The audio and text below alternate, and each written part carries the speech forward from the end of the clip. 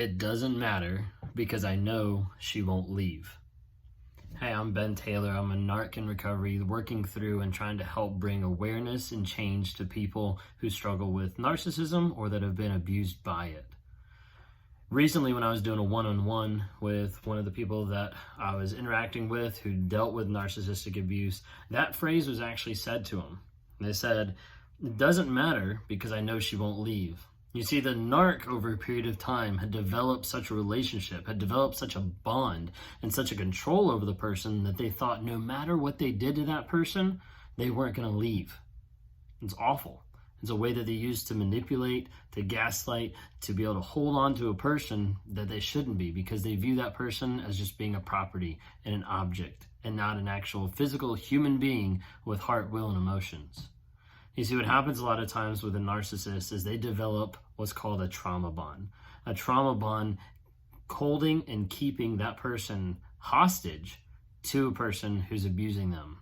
It's very similar to like a Stockholm syndrome or an abuser that the other person does not want to leave at all, but they want to stay with that person even though they know it's an awful decision. Even though they know that they shouldn't be with them, they'll still want that.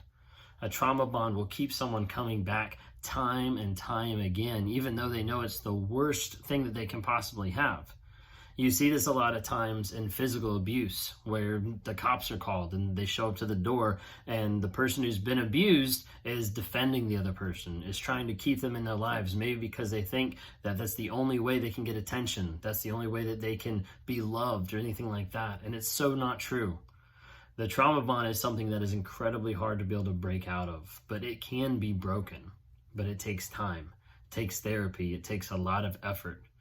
Don't let a narcissist get to the place where they abuse you so much and then they turn to their friends and they say, "I know she's not going to leave. I know he's not going to leave."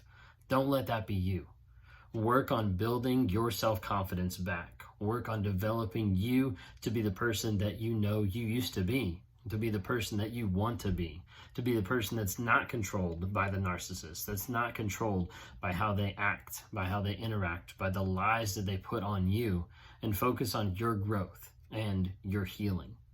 It can be really hard, and there's a lot of stuff that goes into it, but focus on that. Focus on becoming the better person. You're not going to be able to leave, and they understand. Oftentimes they will fight you for it. They will try to manipulate you back. They will try to play the victim. They will do whatever they can. They'll promise change, all these types of things. But if they haven't actually shown change, if they haven't actually changed their ways, then that's where you need to leave. And that's when you need to pick up roots and move, whatever it might be, to go block them, to go no contact. And then you have to start determining, what lies did I believe about this relationship? What lies did this person put on me that I'm struggling to admit and to say, hey, this person no longer has control over me. And fight to get back your control, your confidence, and focus on your growth. That's the only thing you can control.